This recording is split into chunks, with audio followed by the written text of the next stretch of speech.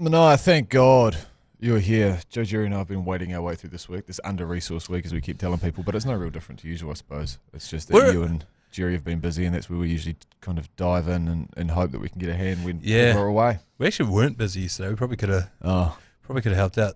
Oh, but where were we? What about, so obviously Lane's away. Yep. You guys are here. Yep. Are the girls still in the office? Oh, the girls are still in the office. Yeah, the girls are always in the office. Can we get Ella a debut on the Agenda podcast? I mean, it's actually a shame we hadn't thought of that sooner. I don't know. Do people want that? We could make that happen. 3 beers and Ella, you'll get a full hour out of her, and it'll change your life. It'll be a revelation. It'll take sports adjacent to another whole level, though. I mean, yesterday would have been the day to do it as well. I don't know if she's a Swiftie, but that would have probably been the day to do it. Yeah, where were you when Travis Kelce and Taylor Swift got engaged? So I was on the couch underneath the same blanket as my long-suffering partner. She goes, even Taylor Swift can get a bloody ring. And okay, that's happening tonight, is it? Cool.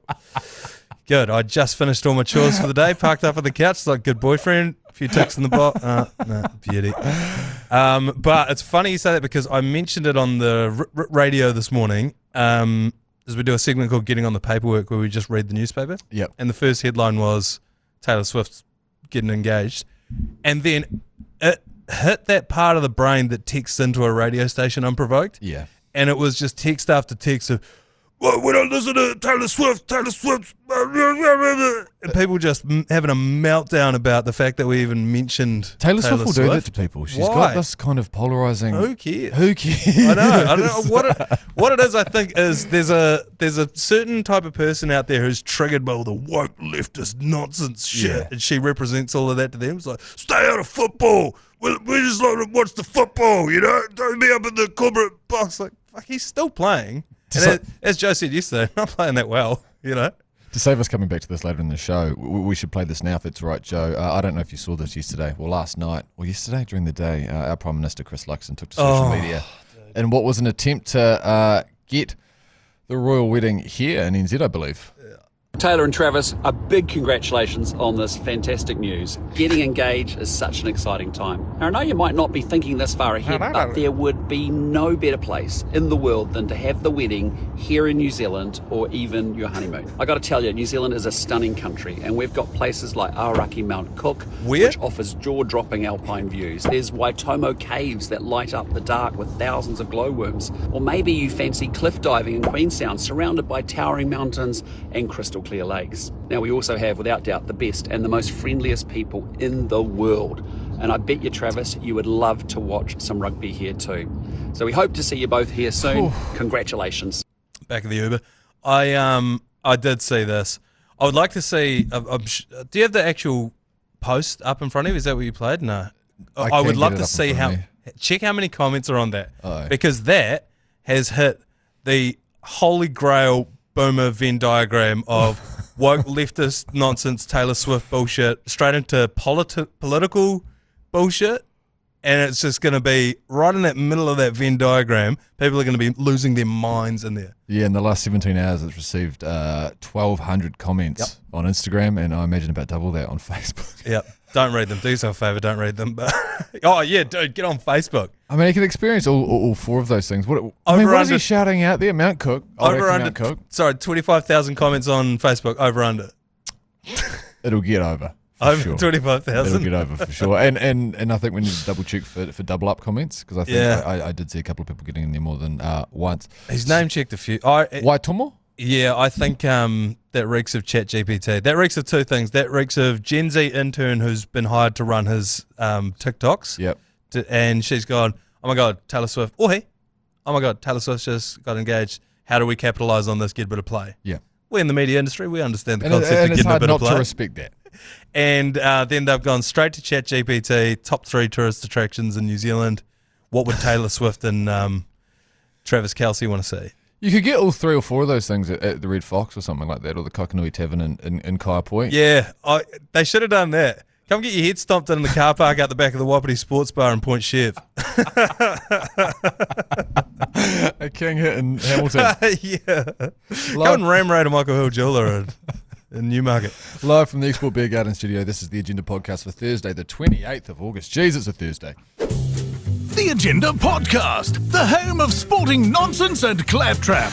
Brought to you by Export Ultra. Have you been to a Taylor Swift gig before we move on? No, I haven't. I went to one a couple of years ago. No, not a couple of years ago, about 10 years ago. Bloody hell, Mesh. Gone to the dogs, man. Kicking with podcasts. Listen to Taylor Swift shit.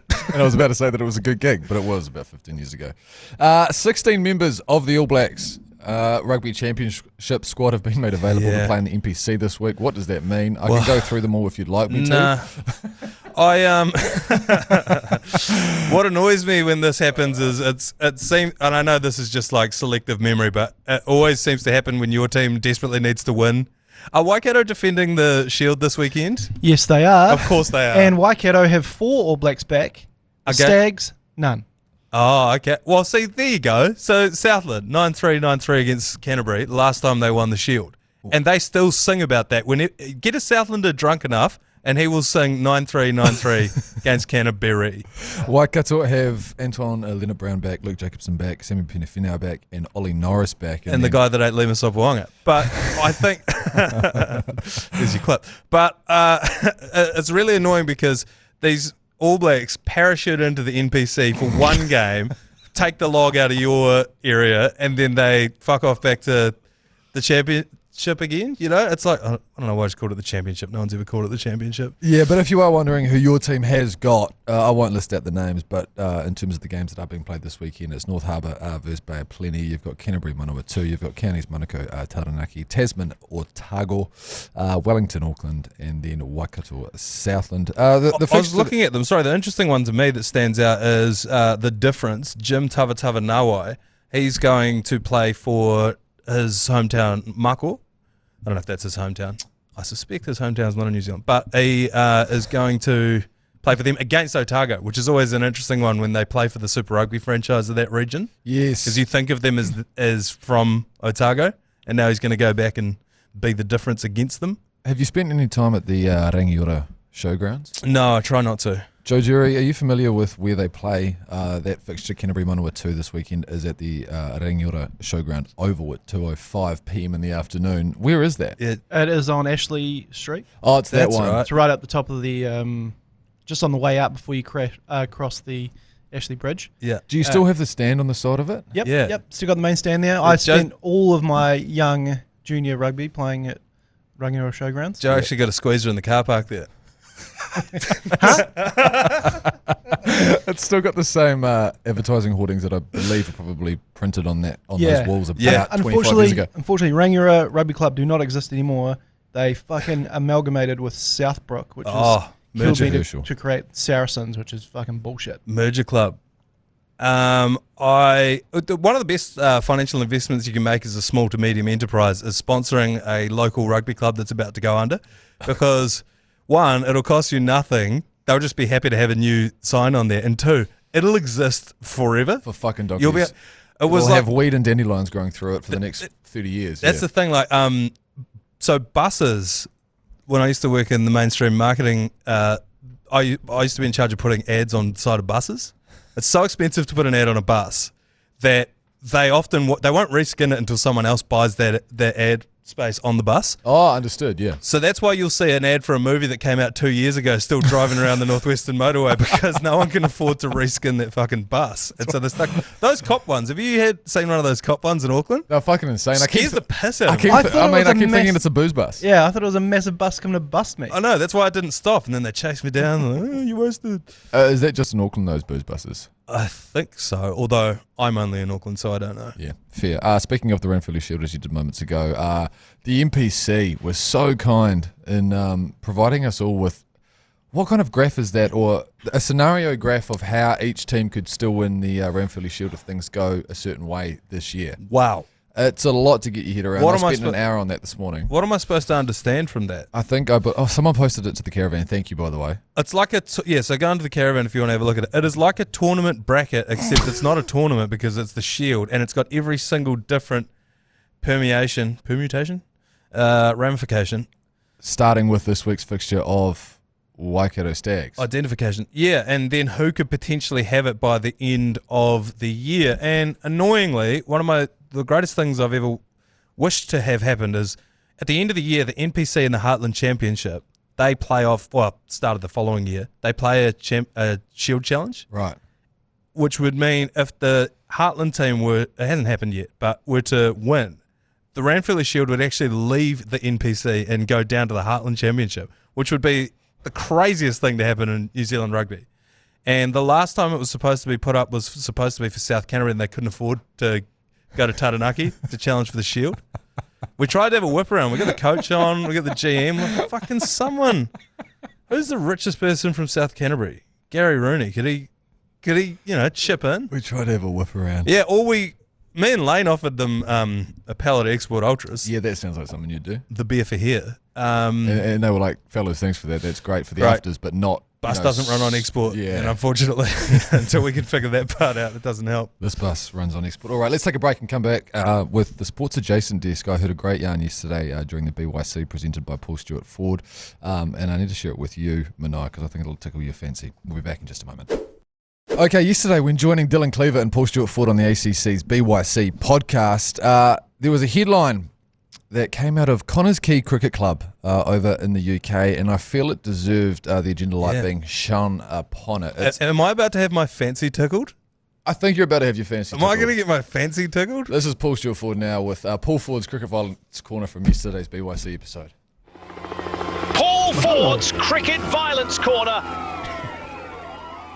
Oh, yes, this is a banger this week. A blundering thief in North Wales took police on a 6-mile-per-hour chase while holding a bottle of wine after stealing a heavy roller from a cricket club.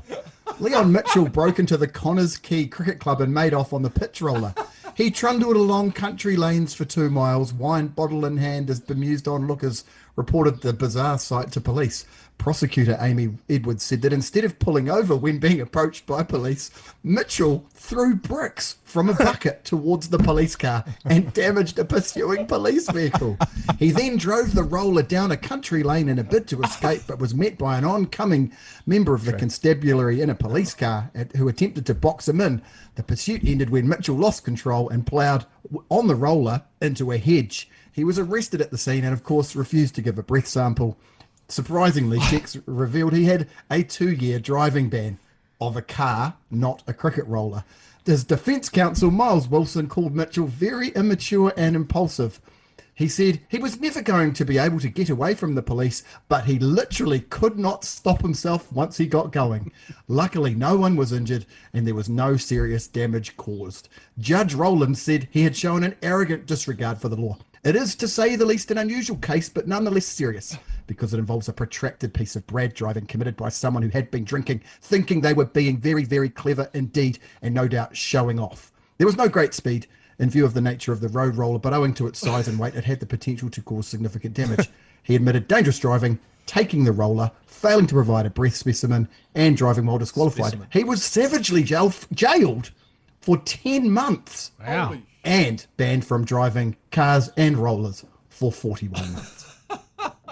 Oh, my God. Yeah, hectic young. The reason I wanted to bring it up, though, is because I've been a part of a similar situation, not as, hectic, but I think it was an Amberley. I said this yesterday on the show that it used to be a regular for the Amberley boys to jump on the back of their roller and drive up to the pub because it was only a couple of 100 metres up the road. Yep. As a rural man yourself, I would have thought that you would have spent some time hanging out the back of a roller. Out of a roller, maybe not a roller, but something of the likes. I know that there was a man famously in our town. His name was Josh, who claimed to have ridden a ride-on lawnmower from Kaiapoi to Oxford.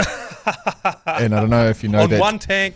I don't know about that. Yeah, and he did well with the distance because it's the type of distance that you don't believe, but it's also slightly it feels plausible.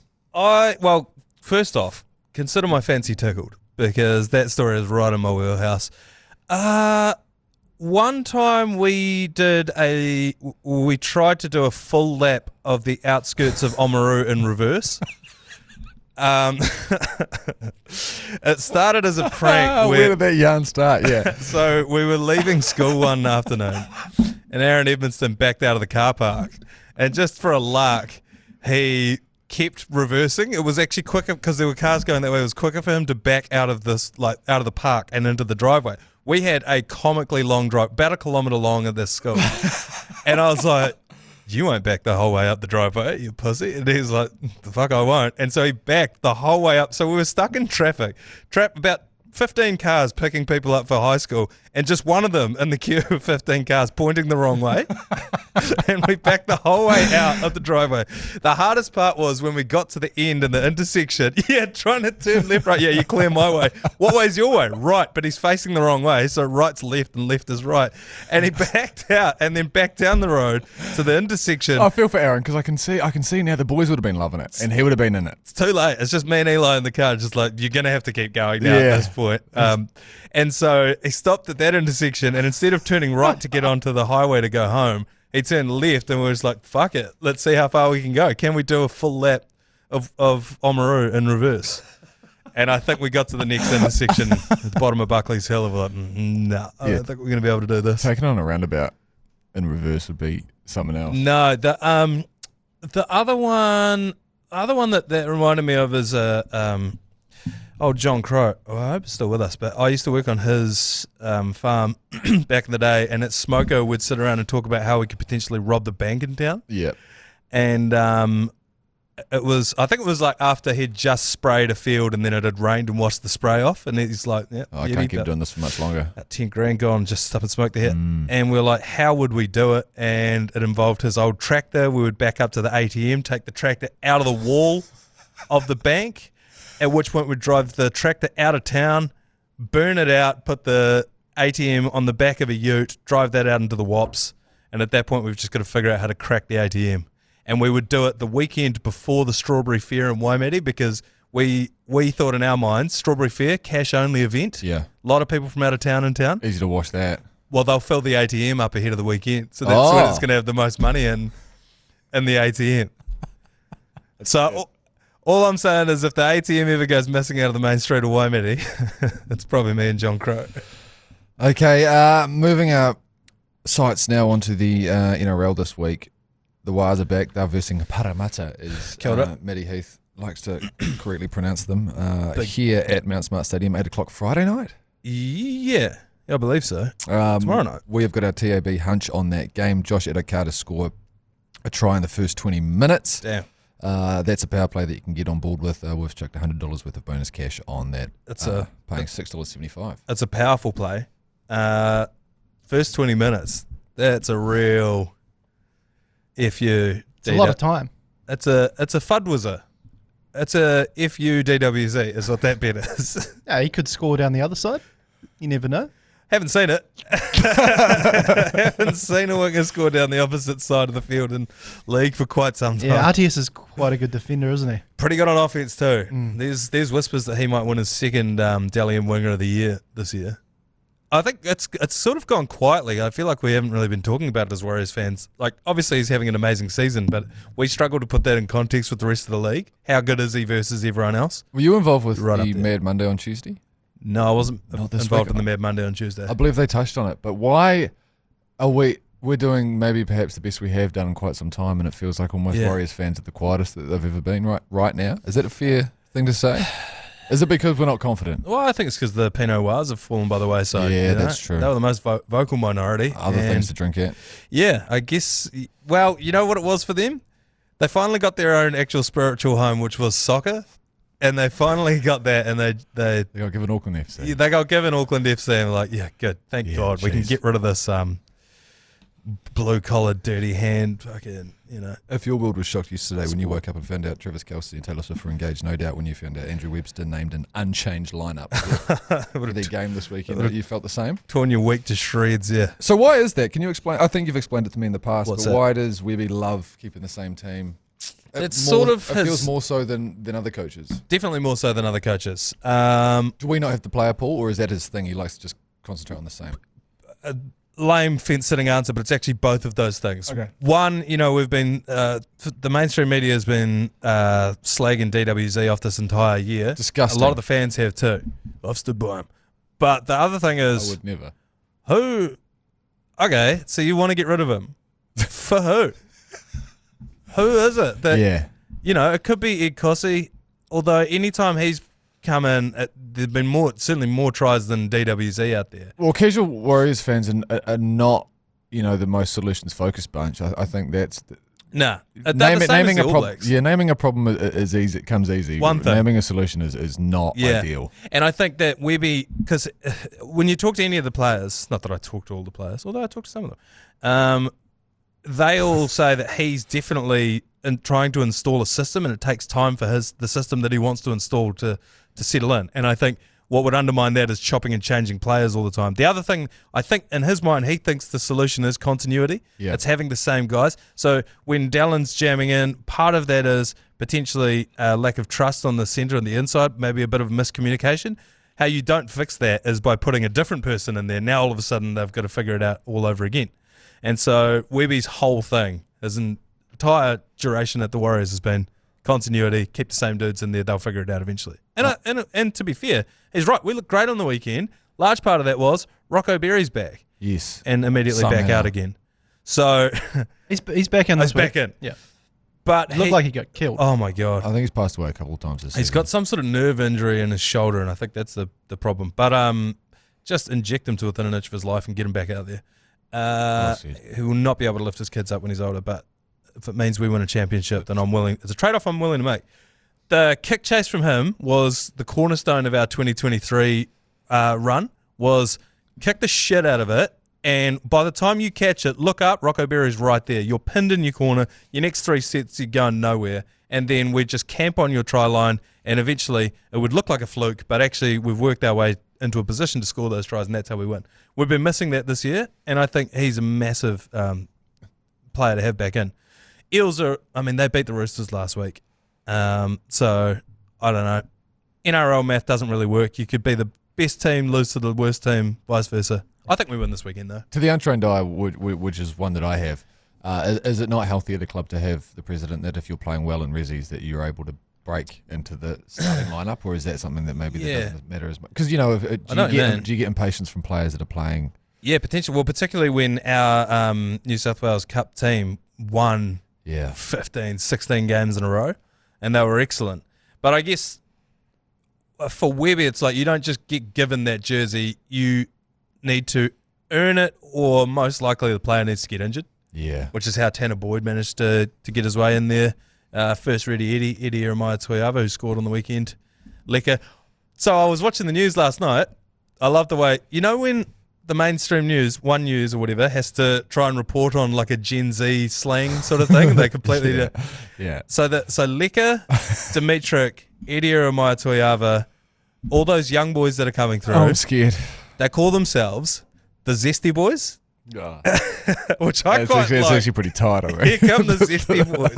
Like if they're a theatre troupe, you'd be like, all right, mate. Yeah. But because they're league players, it's like the Zesty Boys. That's quite funny. Kind of sick. And so you had some TV1 reporter, God bless him, just earnestly reporting, they've even gone so far as to give themselves a new nickname, the Zesty Boys. I lost the plot on the couch. If you have any more thoughts on the NRL this weekend, there's one place for you to share them, and that is in the ACC Caravan. It's a new Facebook page we've started up here at the ACC. Everything behind the scenes, ACC. It'll really crank up as the summer progresses as well, of course. A lot of cricket coming up to discuss, but just search for the Caravan on Facebook. You're in there, Manaia. We appreciate your presence. I'm in there. Joe Jury's a large presence in there, and I too get involved. And Mike Lane, I believe, even brought back his Facebook page from the dead just to be involved with the Caravan. You saying I'm a POS? You are a POS. Massive we POS. had a phone call from a long-time listener of this podcast, Jake from Ely Station in mid-Canterbury. Right. He was the originator of the Fuck South Canterbury movement that swept the globe. And Ely Station, love it. And he reminded me on that podcast, he rang into our podcast on the show. We did this thing now where people can call into the... I think it's a pointless world first for Radio Hodaki. You can call a podcast. Yeah, so have people figured out that you guys do the podcast straight after the radio show. So they've started ringing in and texting as well. And we welcome it. But anyway, Jake rung in and he reminded me that we had a bet that if Mid-Canterbury beat South Canterbury, I would have to do the next commentary in full Mid-Canterbury kit. And they did in the semi-final last year. And so he called in to make good on that promise. And so my next commentary is a month from now, the 27th, against the Wallabies. He's going to send me a uniform. The only uniform he thinks would fit me belongs to their captain, a man they call Fridge, because he's big, white, and you put piss in him. So they're going to send me Fridge's uniform to wear on the commentary. Let's take a break. And I felt like you were calling Joe Fridge just then. Let's take a break and we'll be back in just a moment with a couple of yours pleasers. Yours, please. Brought to you by Export Ultra. Oh, that's funny. I've just checked the time. Are we absolutely flying through proceedings today? Almost too quickly? Sorry about that. Tight. It's tight. It's tight. We have got 6 yours pleasers to get through, though, I understand. Of course, you can click that microphone button on your iHeartradio app and just record a 30-seconder, a 60-second, but please don't make it a 90-seconder. Can you? Can you do a 90-seconder? Well, you can do. We're parts. open to 2 parts, but we had to shut down 3 parts. People are getting a bit carried away with 3. If you can't get it out in 2 parts, we feel a third part might not get you there either. Have you guys considered doing a whole podcast on the voicemail function? So we do an entire podcast in 30-second bits? Oh, that's a good idea. How many? Another pointless word first. Another pointless word first. This entire half-hour podcast will consist of 60 30-second voicemails. Yeah, I'm going to spend my entire afternoon thinking about that. Every time you have to reintroduce us. Hey, Joe here. Just want to talk about the Warriors here. And, yeah, Manaia here, 5'10", Carmelo Anthony. Hey, I was just thinking... First one, yours please. G'day fellas, Bravo here, living in Sydney, originally from Auckland. Subway. Running a bit of a 2015 Highlander great Adam Thompson look over here. A lot of chat on the weekends rugby commentary about Buck Shelford and the blind side. Yeah. Yep. Why don't we just start calling it the Buck side? I mean, love yous, fuck yous. That's word economy for sure. Oh, no, I love that. And first of all, to that listener, I was like, what did that? And secondly, I'd say, yeah, the blindside, buckside. The problem we have getting a lot of lingo off the ground at the ACC is other commentators don't listen when they're not on the commentary. And so you'll invent something. Oh, yeah, I hadn't thought about that, yeah. And then someone else will come back in and reinvent it again. What happens in like a corporate business? Is there some kind of memo that's sent out at the end meeting notes? Yeah, at the end of a work week saying, hey, just so everyone's on the same page here. Minutes. Maybe, Joe, would you mind typing out the minutes of each commentary and sharing those with the rest of the commentators? Got capacity for that, Joe? Absolutely. Is that like something you could spend your time doing? Absolutely. I'll put them on a whiteboard. Yeah. Actually, a whiteboard would be even better. I've found that a whiteboard's a really efficient way to get information out to people. Mm-hmm. The thing is, no one reads the emails saying what time and where the commentary is. No. They're definitely not going to read the minutes from... It was the worst case of it was on when you guys were doing the wires, because it was a different group of people every week. Yeah. And there was no continuity of any kind of nicknames, anything, or themes or anything. It was a shambles. Yeah. And we'd try and get a nickname going, and then the very next week it'd be a completely different, a platoon swap of commentators. Was that back when like Y was on and... No. Just last year. Oh, just last year, okay.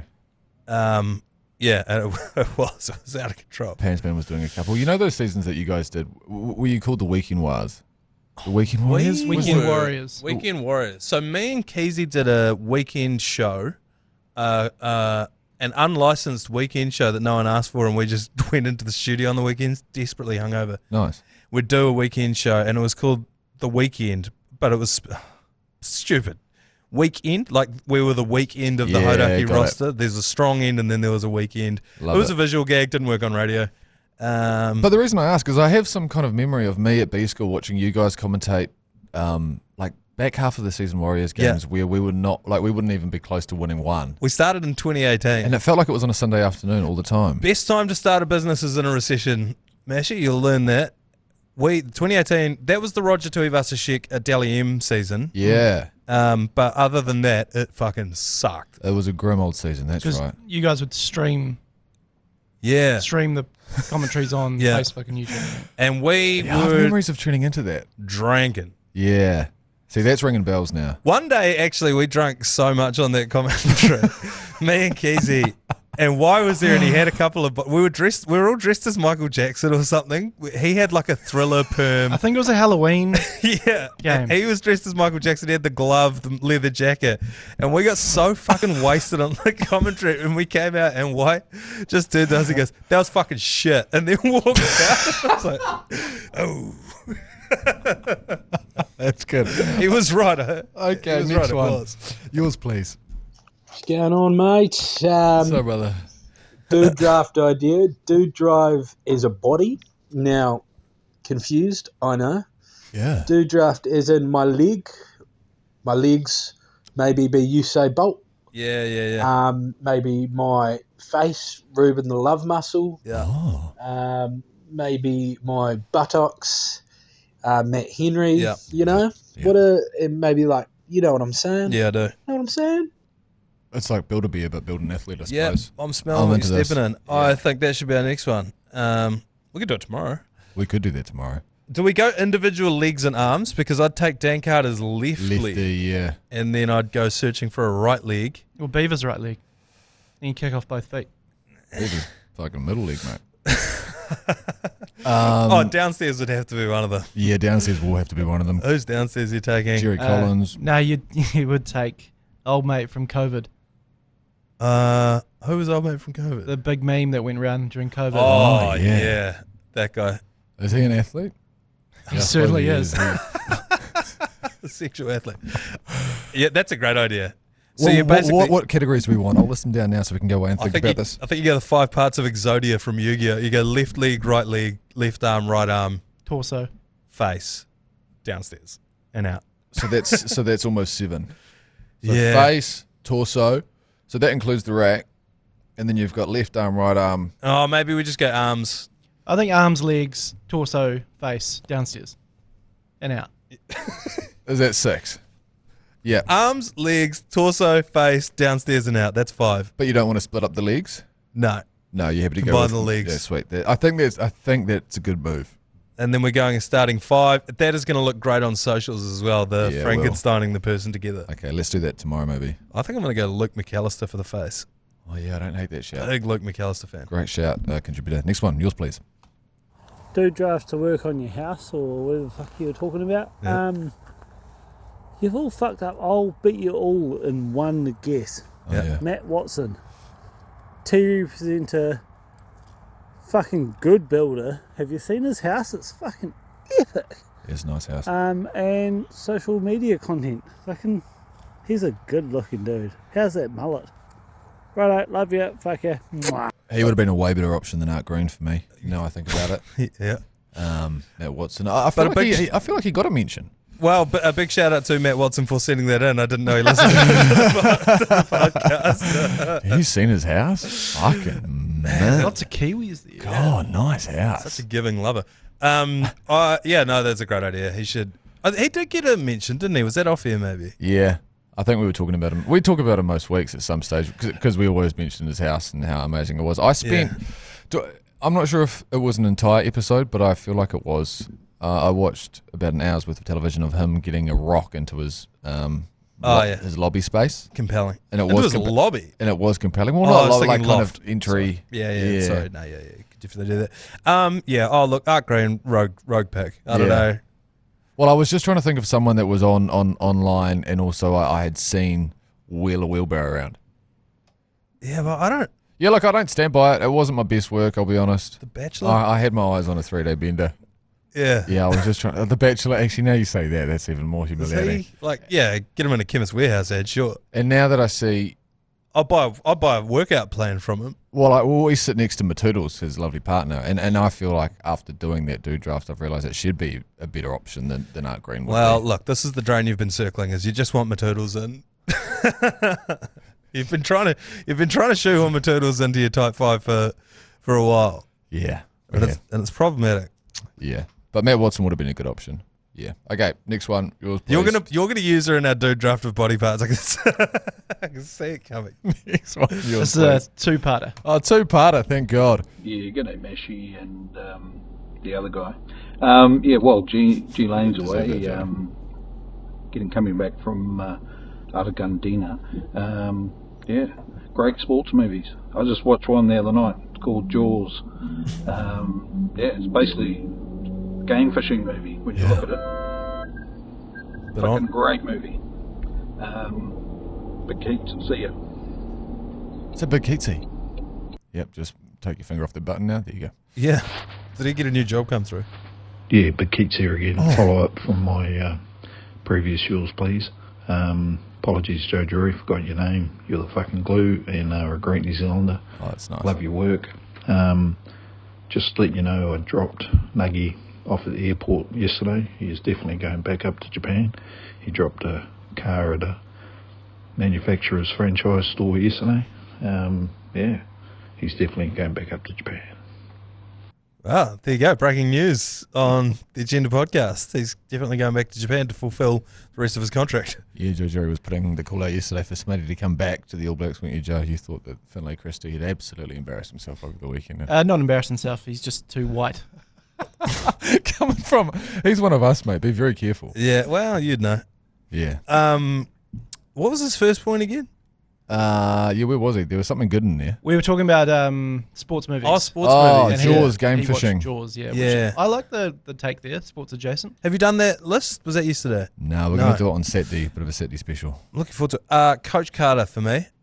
Coach Carter was came out in probably about 2007 or 8. And Samuel L. Jackson, Timo Cruz hitting threes on the fast break.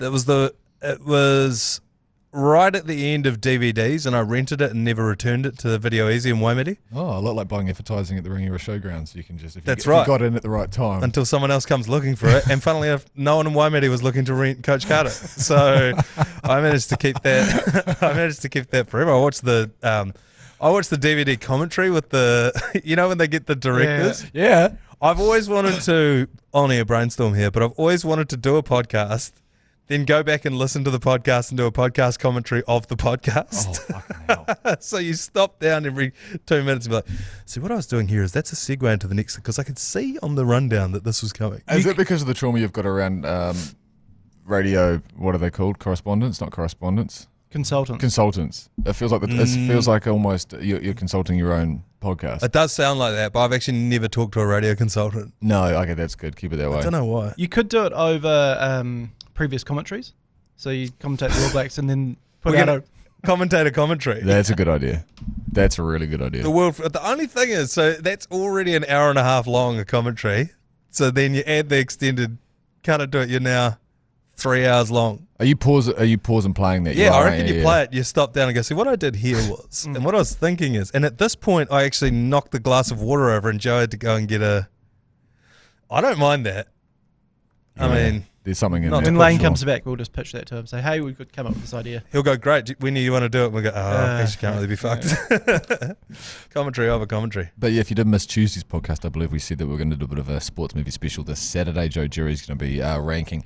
We were thinking of doing like a top 10 list, but I think, Manaia, what we were discussing yesterday was maybe it's better to do one of those tier lists where you've got like the God tier and you can just take a movie and then slot it into wherever you think it sits. That's a great idea. Is it God tier the first one, or are we not going to kind of stick with that? S tier and then A, B, C, D. A, B, C, D. I think so. I think that's the move to go. And if you do want to have a movie that you want Joe Jury to discuss at length, drop it in the caravan thread that we have got going. There's always the what do you consider to be a sports movie versus what don't you? You know what I mean? Fuck it. It's like what's that, Die Hard? Is that a Christmas movie? Because I consider, and this is a stolen take from Bill Simmons, not for the first time on this podcast. Gladiator. Gladiator is a sports movie, yes. Whiplash. Yep. Whiplash is a sports movie. Fucking good movie. Except the sport he's playing is drums. Yeah. But it is essentially a sports movie. Is that J.K. Simmons in that one as well? Yeah, he has a coach. Yeah, an aggressive coach. Aggressive coach. He sacrifices everything he needs. Family dynamics a bit confusing. To get to the top. Yeah, family doesn't get what he's trying to do. Yeah, girlfriend has to break up with the missus. Yeah. Why is it's always the girlfriend getting in the way in those movies, isn't it? It's not what I took away from it, man. Is that all the yours places we've got for today? We got two more. Two more. Okay, next one, yours please.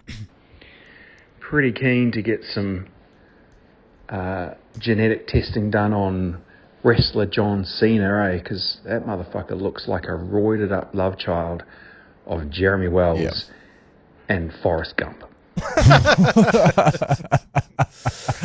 So I definitely see the Wells. Yeah. There was a Mountain Dew ad floating around not that long ago that I actually thought for a while was Jerry. I was on my deep conspiracy threads on Reddit last night, and not again. And one of it just helps me get to sleep. And one of them was, what is the most delightful New Zealand celebrity interaction you've ever had? Ah. And I searched for Jeremy Wells' name in there, and I didn't find it, which means either he is not considered a celebrity or he's not considered delightful. One of the two, or potentially both. What I did find was one comment said, never met any famous New Zealand celebrities, but I did meet John Cena once, and he told me his name was Jeremy. I've been with Wells, and a lot of people have ran into him before. Yeah. But to be fair, they don't seem like the types of people that would spend a lot of time on Reddit. No. So it doesn't really cross over. Were there any? So there were no New Zealand interactions on. Oh no, Reddit there was thread? Heaps. It was all like. I'd actually be interested to see bought a what was on toaster there. off Shefu and that kind of stuff. That's good. Susie Cato, Jason Gunn got a lot of love. Because you guys are doing a claims to fame, like we claims to fame at the moment on the radio show. Yeah. I feel like you got a segment going on there. Is it similar? Lame claim to fame. This is in a similar vein. Fuck, lame claims to fame is such a good. It'd be worth bringing over onto this podcast because it is some of the like. Get some sporting adjacent ones in there. We got a lot of them are cricket. A lot of them are cricket. So one guy is his first ever ball with the first ball he ever bowled in an indoor cricket game. He took the wicket of Chris Harris. Another guy got switch hit 100 metres into suburban Hastings by Glenn Maxwell. There's a lot of that kind of shit. It's so good. A claim to fame where you and Which have been pumped is amusing to me. It's just so good, the lame claims to fame where it's like, because no one actually wants to hear like, oh, I used to hang out with blah, blah, blah. It's like, all right, mate. Yeah, if you've got any sporting adjacent ones, get them through on the talkback function. We would love to hear them. And I will grant an exemption on a 3-parter if it is that good for those. Wow. Heard it here first. Okay, our final yours please of the day. Next one. Yours please. G'day, boys. Since you've got a quiet week on, he's back. Let's waste everybody's time and bore the shit out of them. Joe, talk to me. I've been a Bay Area American sports fan for 25 years, and I've been in a bit of a funk about the Sharks for a while now. I heard about this Macklin Celebrini. How good is he? Who picks these? And are the Sharks ever going to climb out of this hole that they're in, or are we stuck in this hole for a few more years yet? Come on, let's bore the shit out of everyone. All right, turn my mic off. Yeah, all right, fellas, you can just go. Let me put my hockey helmet on. I can take care of this. Was that the German Winton Wonder? No, it's not the German Winton Wonder. It's another guy. But let's go. Let's talk some hockey. Huh? Do you hate winning or do you love winning or do you hate losing? This team will never lose again. Give your balls a tug. So Macklin Celebrini. Does he go Bardowski? He does go Bardowski. He was the first overall pick last year for the Sharks. His father is the head athletic trainer for the Golden State Warriors. So he has grown up in a massive sporting family. Athletic family. Yes. So he is really good. He's kind of a Crosby light. Bill Crosby. Yeah, Bill Crosby.